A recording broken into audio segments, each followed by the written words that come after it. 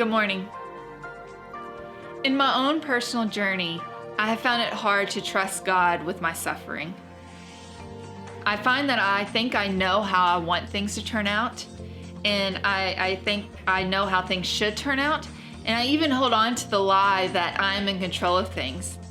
And it's because I hold so tightly to these that I find it hard to believe that good will come out of a situation if I merely just give it over to God and trust in Him.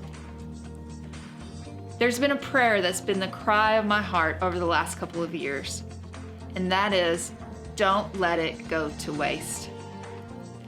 I don't remember exactly where this phrase came from, and I'm not really sure what kind of triggered the Spirit to tell me this, but I do know it came during a time that just felt like an avalanche of burdens being poured out onto Wes and myself. And honestly, some days, and still is, sometimes this little glimpse of hope that I have on days that are just unbearable.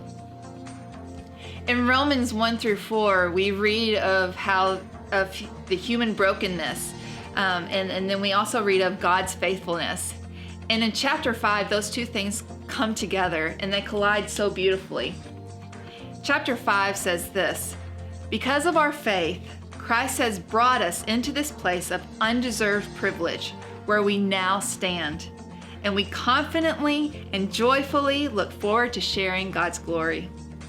We can rejoice too when we run into problems and trials, for we know that they help us develop endurance. And endurance develops strength of character, and character strengthens our confident hope of salvation.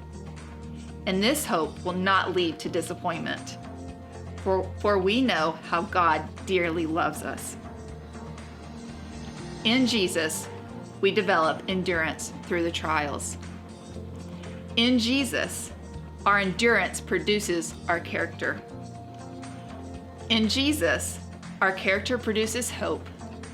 And in Jesus, our suffering can ultimately lead to our hope. Later on in chapter 8, in Romans, Paul continues this thought, saying, and we know that God causes everything to work together for the good of those who love God and are called according to His purpose for them. God works for the good of those who love Him. However, this good may not be the good that we think we need or that we want, but instead, this goodness is the endurance, the character, and ultimately the hope that comes when we put our faith in Jesus through the mess. From our suffering comes our perseverance to endure with others as they suffer. From our suffering, we can develop strength to help carry others when they suffer. And from our suffering, we can be a beacon of hope for others as they suffer. All of which is good. We can trust God with our suffering because He ultimately promises that it will not go to waste. In the midst of our trials, by faith in Christ Jesus, God can create good out of our mess. See you later.